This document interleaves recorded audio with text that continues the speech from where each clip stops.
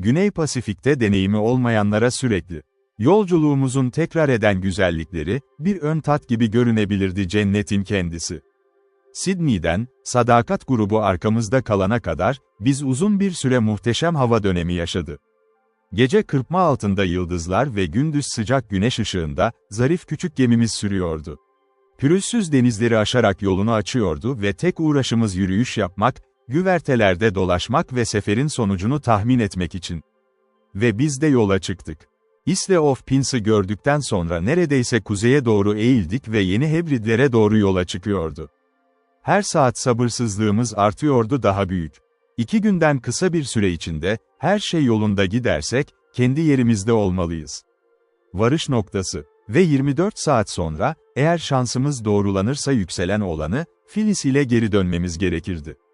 Bir kez daha sahiplenme. Ve bunun benim için ne anlama geleceğini sadece bırakabilirim. Tahmin edeceğiniz bir şey. Bir sabah, Aneityum kıyısının soluk silüetleri tam da belirmişti.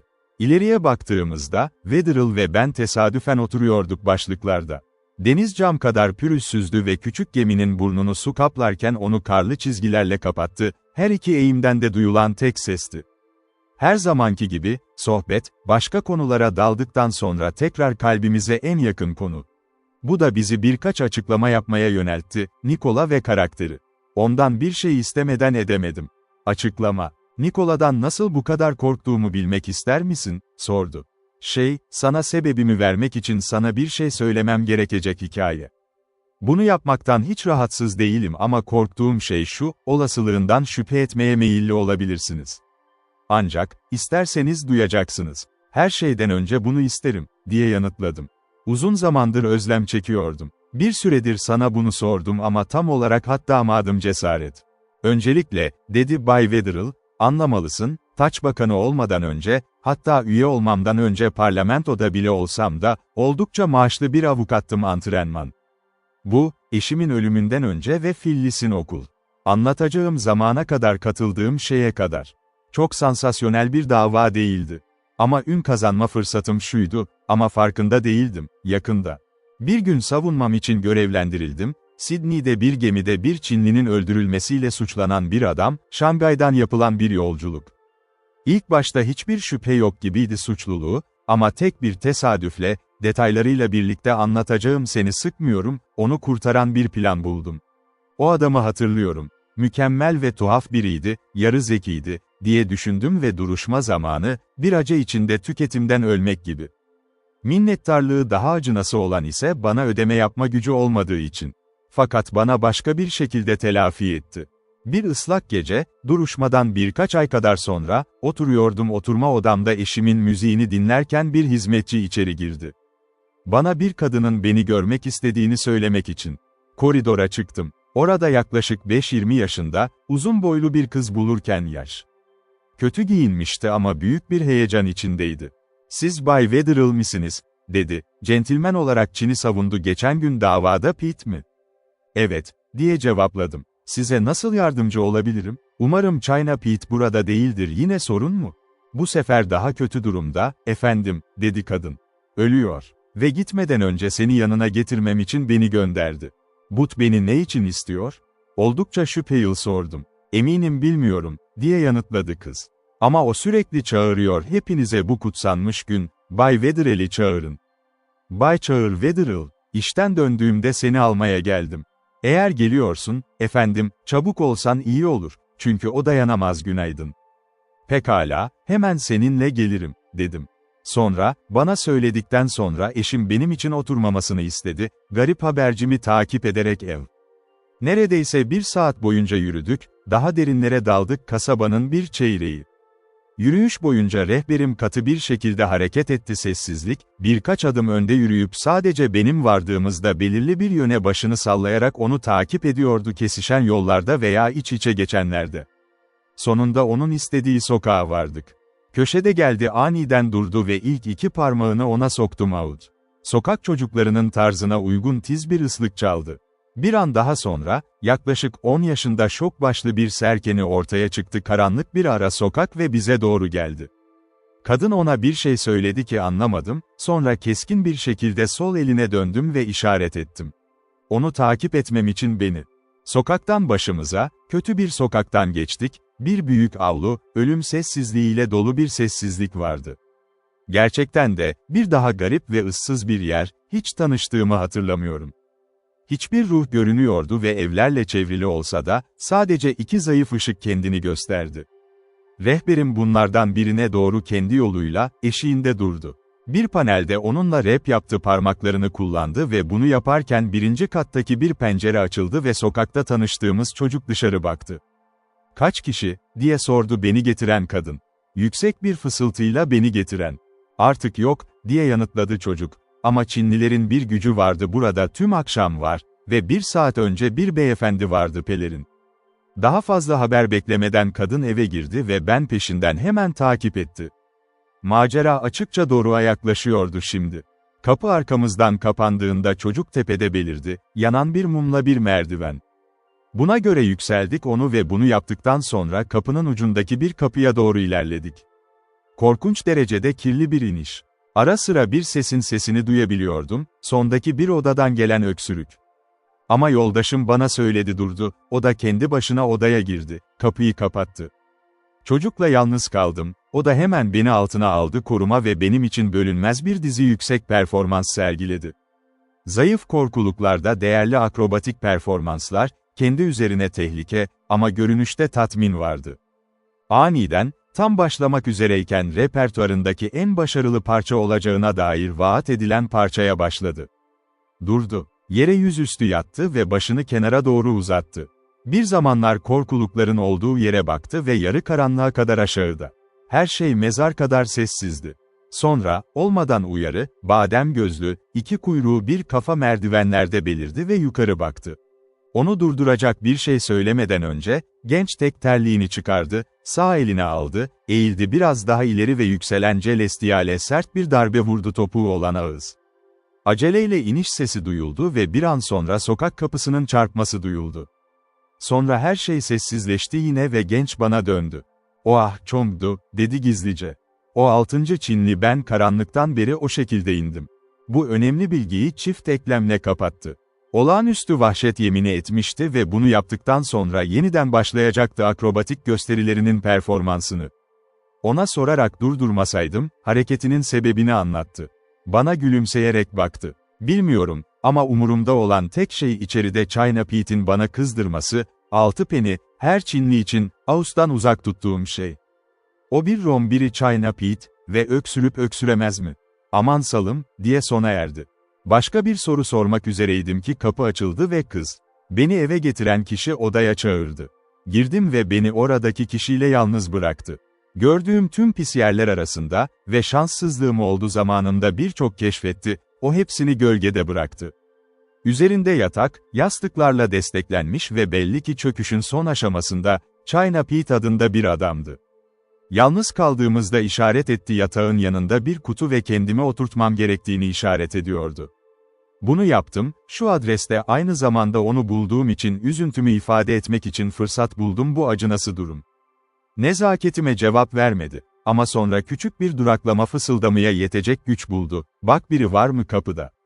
Karşıya geçtim, kapıyı açtım ve içine baktım. Geçidi yok, ama şimdi en üst basamakta oturan çocuğu kurtarmak diğer uçtaki merdivenlerde, ortada kimse yoktu. Ona şunu söyledim ve kapıyı tekrar kapatıp kutunun üzerine oturup onu bekledi konuşmak için. "Bana o davada iyi bir iş yaptınız, Bay Wetherell, sakat sonunda," dedi ve "bunu sana değdiremedim." "Ah, bunun seni endişelendirmemesine izin vermemelisin," diye yatıştırıcı bir şekilde cevap verdim. "Yapardın. Eğer verebilseydin bana ödeme yapardın." "Belki yapmalıyım, belki de yapmamalıyım. Her neyse, yapmadım ve yapmak istiyorum, şimdi telafi et. Yastığımın altını yokla ve bulduklarını çıkar işte."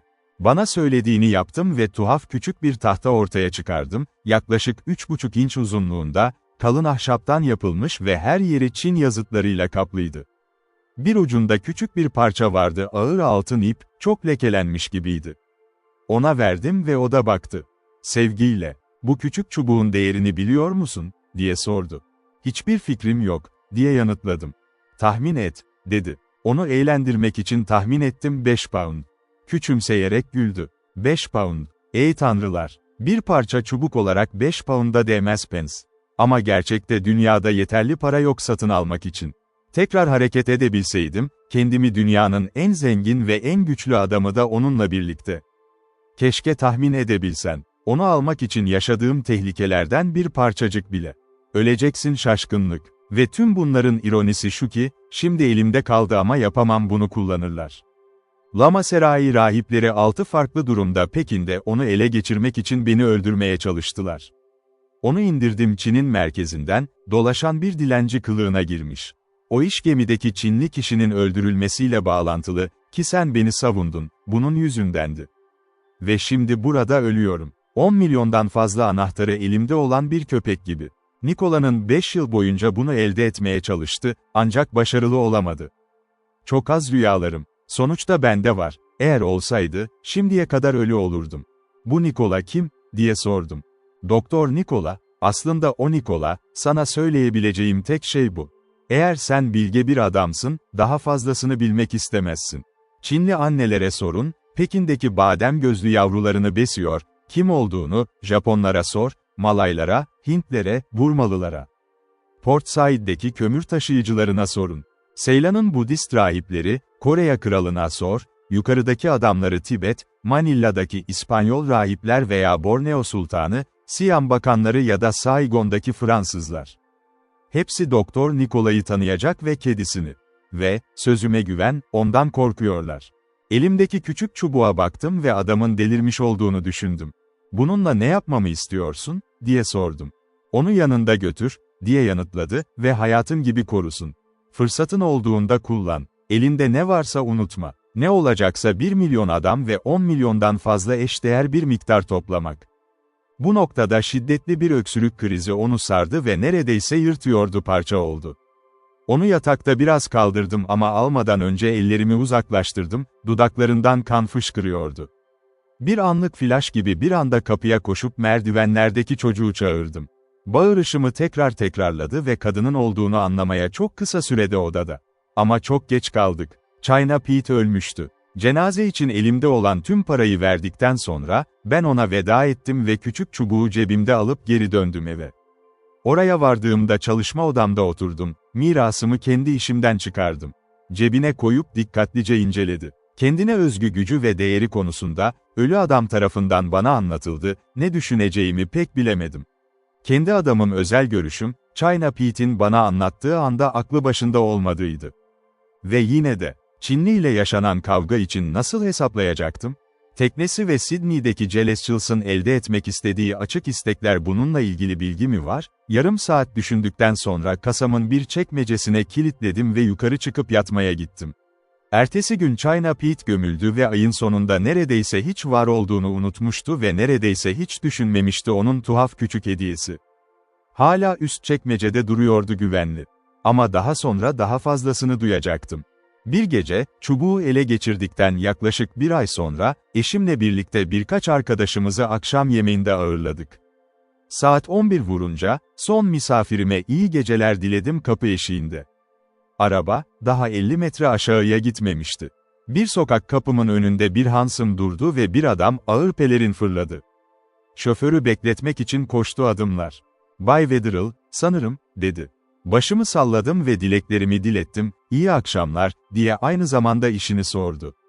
"Memnuniyetle anlatırım," diye yanıtladı, "İzin verirseniz seninle 5 dakika yalnız.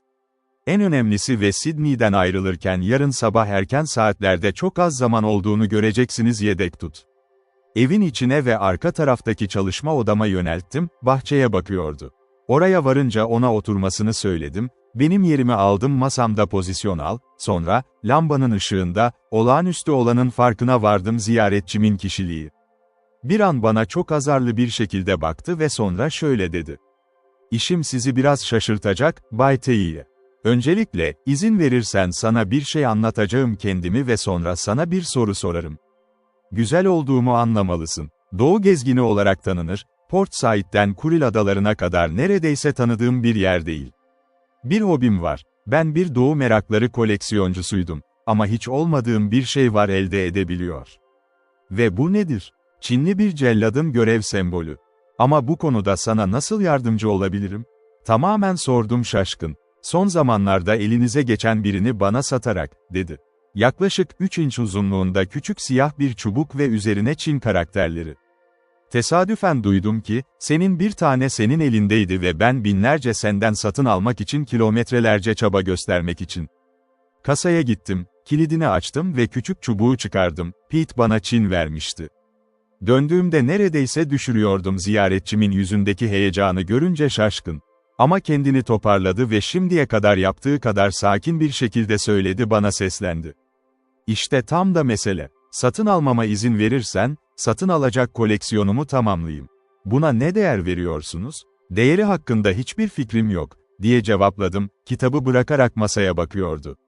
Sonra bir anda aklıma bir düşünce geldi beyni ve konuşmak üzereyken tekrar bana seslendi. Tabii ki satın almak istememin sebebi oldukça saçma bir şey bir tane. Ama istersen bana verirsen 50 pound veririm. Memnuniyetle. Yeterli değil, Doktor Nikola, dedim gülümseyerek. Sanki vurulmuş gibi zıpladı, sonra ellerini sıkıca kenetledi sandalyesinin kolu gibi. Rastgele sürgülüm doğrudan tam isabet. O zaman bu adam olağanüstü Doktor Nikola'ydı. China Pete'in bana karşı uyardığı kişi. Artık kararlıydım, ne olursa olsun, sopası ona vermemeli. O zaman sana yaptığım teklifi iyi bir teklif olarak görmüyor musun, bay ne olacak, diye sordu.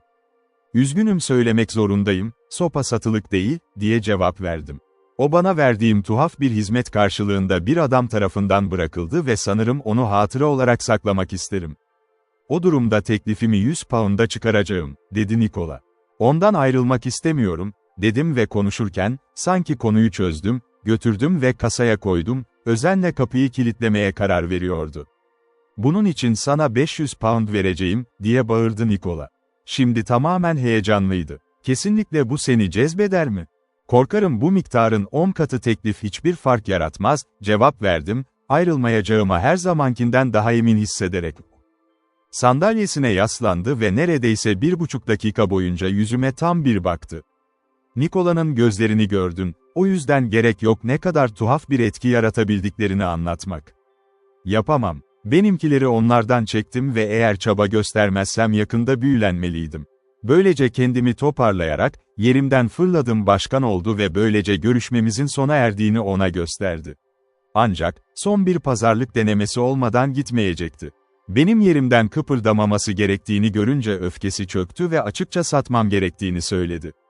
Bu konuda bir zorunluluk yok, dedim sıcak bir şekilde. Merak benim mülkün sahibi olacağım ve istediğim gibi yapacağım. Bunun üzerine özür diledi, sabırsızlığını koleksiyoncunun hevesiyle ve birkaç son sözden sonra bana, iyi geceler, ve evden çıktı. Taksisi uzaklaşınca çalışma odama geri döndüm ve düşündüm bir süreliğine.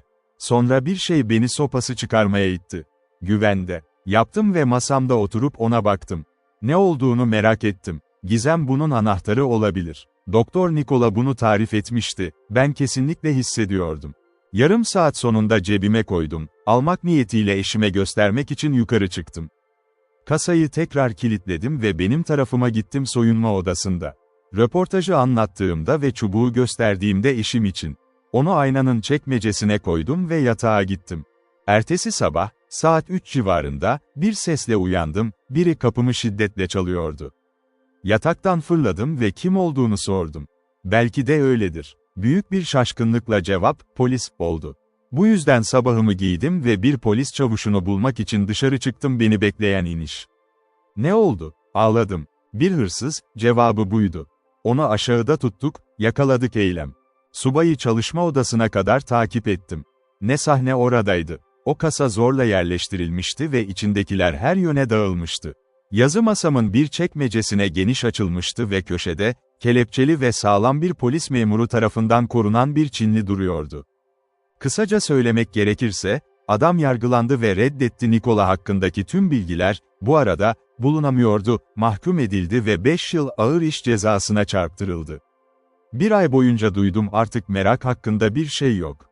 Sonra İngiliz bir avukattan bir mektup geldi Şangay'da. Orada yaşayan bir Çinli adına benden talep etti, Çin harfleriyle kaplı küçük bir tahta çubuk vardı ki, bu Şangay'da Çin olarak bilinen bir İngiliz tarafından çalındığı söyleniyor Pete.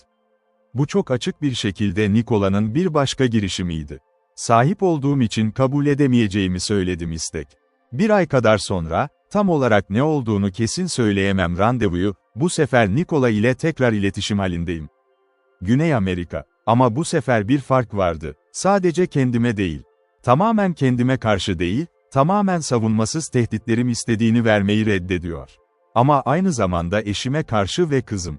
Hiç dikkat etmedim. Sonuçta ikametgahım tekrar kırıldım ama yine de başarılı olamadı. Artık kilitlemiyordum, tılsım kasaya koymuş ama kimsenin saklayamayacağını bildiğim bir yere saklamıştım, belki bulurdum. Kararım mükemmel şekilde verilmiş gibiydi, öyleydim. Teslim olmaya zorlanmayacak. Bir gece, eşimin ölümünden bir ay sonra, evime dönerken boğup kendi kapımın 100 metre yakınında aradı. Ama saldırganlarım bunu üzerimde bulamadı. Sonra diğerlerinden tuhaf bir baskı odalar ele alındı, hizmetçilerim rüşvet verildi ve hayatım neredeyse benim için bir yük haline geldi. Dahası, bunu geliştirmeye başladım, Nikola'dan olağanüstü bir korku. Herkesi sarmış gibi görünüyor, onunla herhangi bir ilişkim vardı.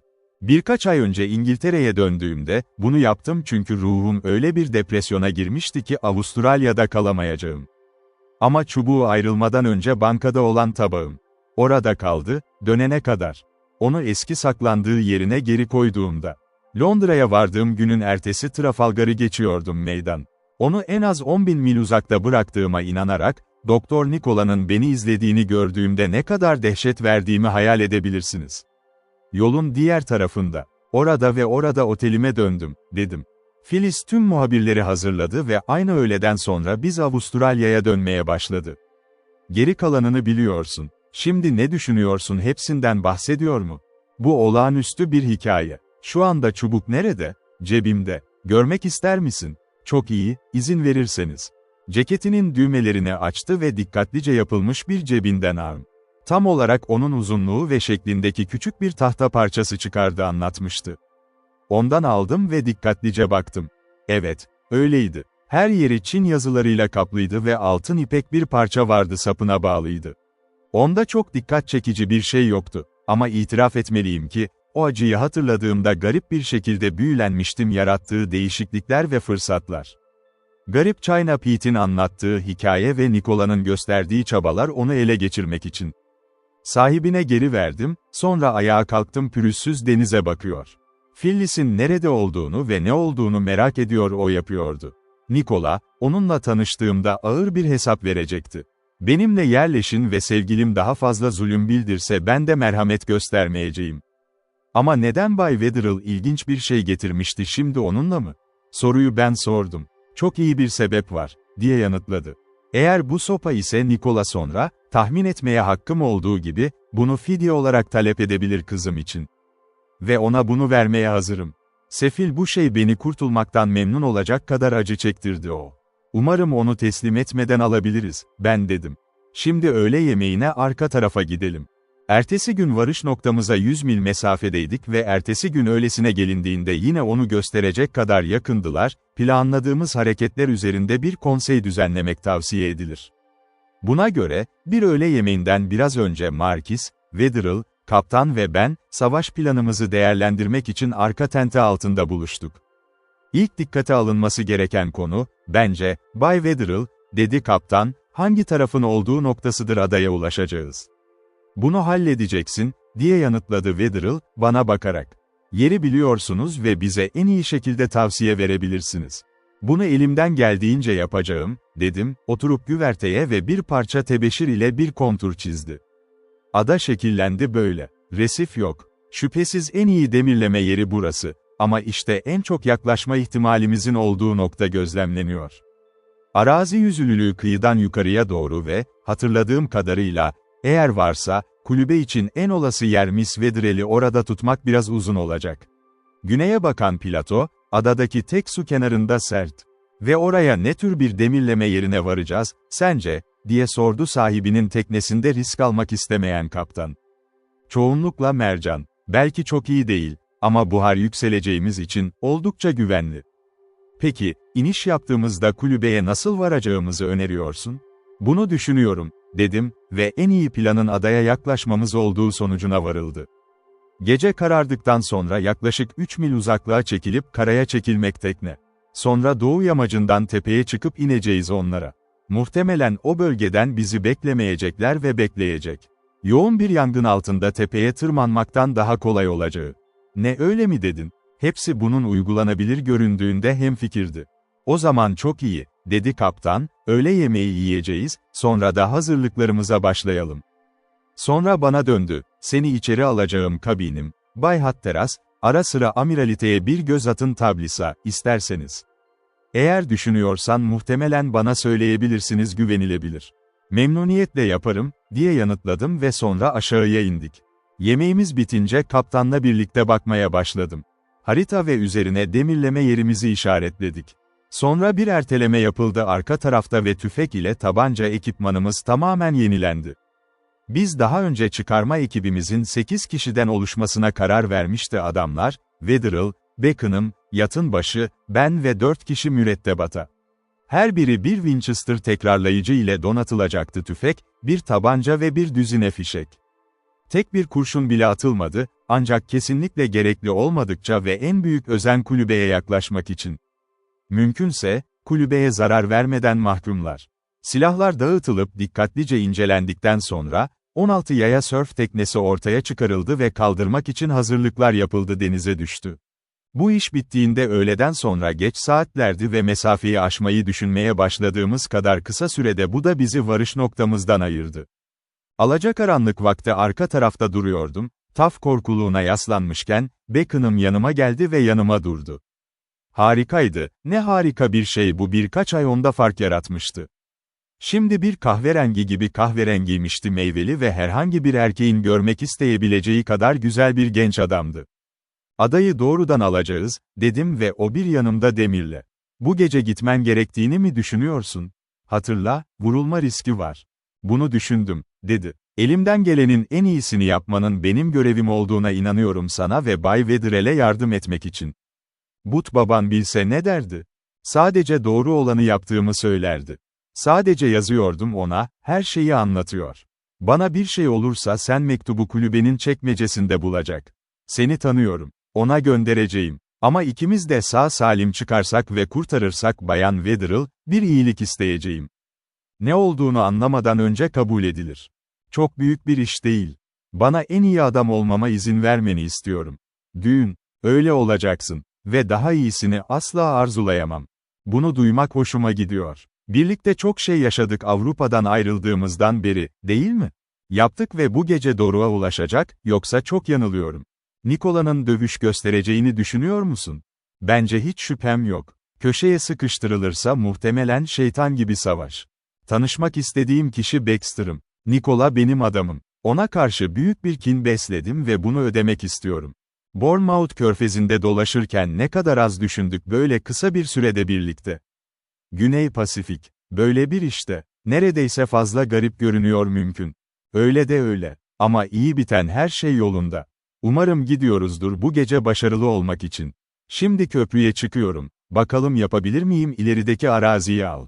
Onu bırakıp kaptanın yanına doğru ilerledim. Alacakaranlık oldukça çökmüştü, bu noktada çok ileri görmek imkansız hale geliyordu. Bir el ön donanımda gözetleme görevi olarak görevlendirildim ve her an uyarı çığlığını duymayı bekliyordu. Ama neredeyse 1 saat geçti ve hala gelmedi. Sonra aniden bağırış duyuldu, ileride kara var, ve bildik. Varış noktası görünüyordu. Bundan çok önce tüm ışıklarımız gizlenmişti ve böylece, karanlıkta, çünkü kalın bir bulut bulutu Sky, kıyıya doğru sessizce yaklaştık. Birkaç dakika içinde dolu sesini duyan herkes güvertede yönüne bakıyordu ve biz de ilerledik. Çay vakti arazi çok daha yakına yaklaştırmıştık, 8'de ise saat 3 mil içindeydi. Ancak hiçbir gemi belirtisi yoktu keşfedebilir miyiz ve en büyük dikkati gözetledik. Bir kısmı, nerede olduğumuzu göstermek için bizden hiçbir iz kaçmaması için karaya. Tam saat 9'da kıyı ekibi tam silahlanmış şekilde toplandı, güverteye çıktık ve dalga teknesi denize sallandı. Sonra karanlıkta geçitten sivri aşağı inip yerlerimizi aldı. Eş kontrolü ele geçirmişti Tibber'i ve her şey hazır olunca kıyıya doğru yola çıktık.